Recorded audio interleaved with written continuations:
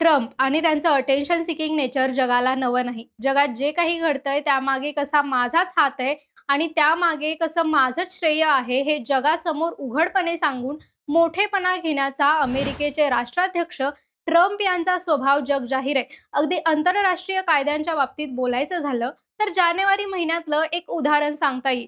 New York टाइम्सला दिलेल्या एका इंटरव्ह्यूमध्ये Trump म्हणाले होते की माझी नैतिकता आणि माझे विचार सोडले तर मला काहीच अडवू शकत नाही. मला आंतरराष्ट्रीय कायद्यांचीही गरज नाही. आता या मुद्द्यावर पुन्हा बोलायचं कारण काय? तर ट्रम्प यांनी दाओसमध्ये वर्ल्ड इकॉनॉमिक फोरमच्या शेवटच्या दिवशी ट्रम्प बोर्ड ऑफ पीसची घोषणा केली. थोडक्यात सांगायचं तर जगात शांतता पसरवण्यासाठी, जगात सुरू असलेले वाद, युद्ध थांबवण्यासाठी ट्रम्प यांनी स्वतः या बोर्ड ऑफ पीसची स्थापना केली. आता याच कामासाठी आधीपासून संयुक्त राष्ट्र संघटना असताना या बोर्डची काय गरज पडली? शिवाय ट्रम्प यांच्या मागच्या काही दिवसातल्या इराण संदर्भातल्या भूमिका बघितल्या तर त्या या बोर्डच्या भूमिकेशी विरोधाभास दाखवणाऱ्या आहेत.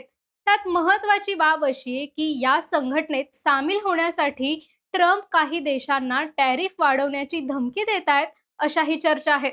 नेमकं काय आहे ट्रम्प बोर्ड ऑफ पीस? त्याचा उद्देश काय?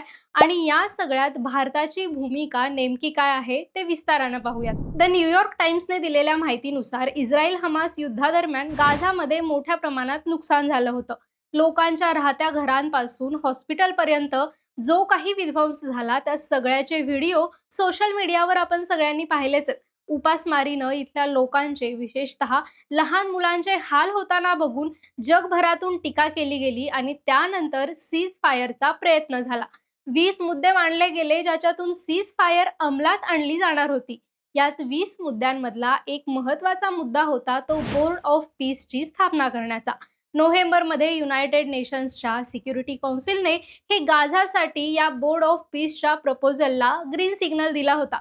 मात्र ट्विस्ट आता असा आलाय की ट्रम्प यांनी ट्रम्प बोर्ड ऑफ पीसची घोषणा करताना त्यामध्ये गाझाचा स्पेसिफिक असा उल्लेख कुठंच केलेला नाहीये. मग हा बोर्ड नेमकं काय आणि कसं काम करेल? तर पहिला मुद्दा म्हणजे ट्रम्प या बोर्डचे अध्यक्ष असतील.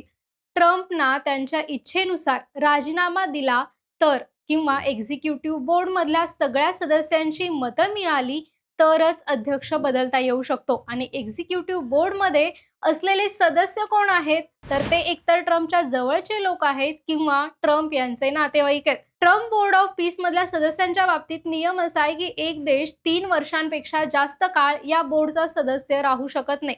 3 पेक्षा जास्त वर्ष सदस्यत्व पाहिजे असेल तर जवळपास 9,000 कोटी रुपये खर्च करावे लागतील तरच देशाला 3 वर्षांपेक्षा जास्त वेळ या बोर्डचं सदस्यत्व मिळेल. वर्ल्ड इकॉनॉमिक फोरमच्या शेवटच्या दिवशी म्हणजे गुरुवारी जेव्हा ट्रम्प यांनी याबाबत घोषणा केली तेव्हा व्हाईट हाऊसकडून तब्बल 60 देशांना या बोर्डमध्ये सामील होण्यासाठी निमंत्रण पाठवलं गेलं होतं. मात्र आतापर्यंत केवळ 20 देशांनी यामध्ये सहभाग घेतलाय, ज्यात कतार, तुर्कस्तान, Pakistan, Saudi Arabia, UAE, Egypt अशा देशांचा समावेश आहे. तर आतापर्यंत जी माहिती समोर येते त्यानुसार या बोर्डमध्ये एक तज्ज्ञांची टीम असेल ज्यांच्या मार्गदर्शनाखाली जगात शांतता निर्माण करण्याचा प्रयत्न केला जाईल. आधी केवळ गाझापुरती मर्यादित भूमिका असणारा हा बोर्ड आता मात्र जागतिक स्तरावर काम करेल. मात्र ट्रम्प यांच्या या घोषणेनंतर ट्रम्प संयुक्त राष्ट्र संघटनेला आव्हान म्हणून या बोर्डची स्थापना करतायत का असा प्रश्न उपस्थित होतोय.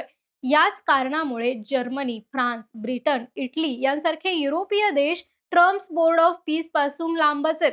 ट्रम्प यांच्या आक्रमक भूमिकेमुळे संयुक्त राष्ट्रांचं महत्त्व कमी होऊ न देणं यावर युरोपीय देशांचा भर आहे. कारण याआधीही ट्रम्प यांनी संयुक्त राष्ट्र संघटनेच्या कामावर प्रश्न उपस्थित केलेत.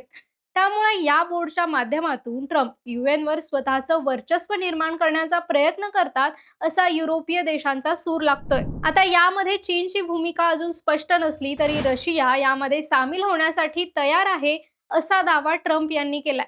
पाकिस्तानने या बोर्डमध्ये सहभाग घेतला असला तरी पाकिस्तानमधल्या विरोधी पक्षांनी मात्र या पाकिस्तानच्या भूमिकेला विरोध केलाय.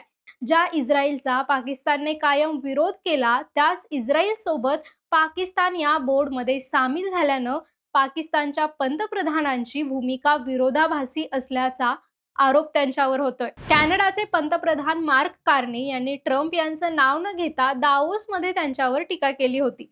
टॅरिफचा कसा शस्त्र म्हणून वापर होतोय आणि एका देशावर असलेलं अवलंबित्व कमी करावं लागेल अशा प्रकारचं विधान त्यांनी केलं होतं. त्यानंतर काय झालं तर कॅनडाला बोर्ड ऑफ पीसमध्ये सामील होण्याचं निमंत्रण केलं असूनही ट्रम्प यांनी त्यांच्या ट्रूथ सोशलवर पोस्ट करत कॅनडाला दिलेलं निमंत्रण मागे घेतलंय. भारताला देखील या बोर्डमध्ये सामील होण्यासाठी निमंत्रण आलं.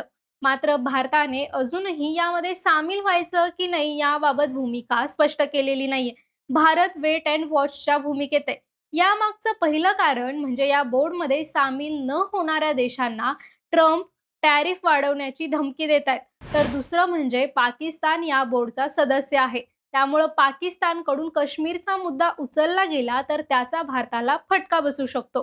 तिसरं कारण आहे या बोर्डबाबतची अनिश्चितता. ट्रम्पच्या अनेक निर्णयांसारखा हा त्यांचा एक पॅशन प्रोजेक्ट आहे का असा प्रश्न आहेच. या बोर्डचे नियम अजूनही स्पष्टपणे सांगण्यात आलेले नाहीयेत. शिवाय राष्ट्राध्यक्ष म्हणून ट्रम्प यांचा हा दुसरा कार्यकाळ. ट्रम्प नंतर या बोर्डचं काय होणार याबद्दलही माहिती स्पष्ट नाहीये. चौथं कारण आहे भारत हा युएनचा संस्थापक सदस्य आहे. ट्रम्प बोर्ड ऑफ पीस जर युएनला आव्हान निर्माण करत असेल तर भारताच्या भूमिकेवर प्रश्नचिन्ह निर्माण होऊ शकतं. त्यामुळे यामध्ये सामील होणं किंवा न होणं दोन्ही निर्णय तितकेच जोखमीचे आहेत. यामध्ये सामील होऊन ट्रम्प यांच्या गुडबुक्समध्ये येण्याचा फायदा भारताला होऊ शकतो, तर दुसरीकडे जागतिक स्तरावरच्या इतर संबंधांचं काय हे कोडं देखील आहेत. तुम्हाला काय वाटतं? बोर्ड ऑफ पीसमध्ये भारतानं सामील व्हायला पाहिजे की नाही? तुमची मतं कमेंटमध्ये सांगा आणि डिकोड मराठी या आमच्या यूट्यूब चॅनलला सबस्क्राईब करायला विसरू नका.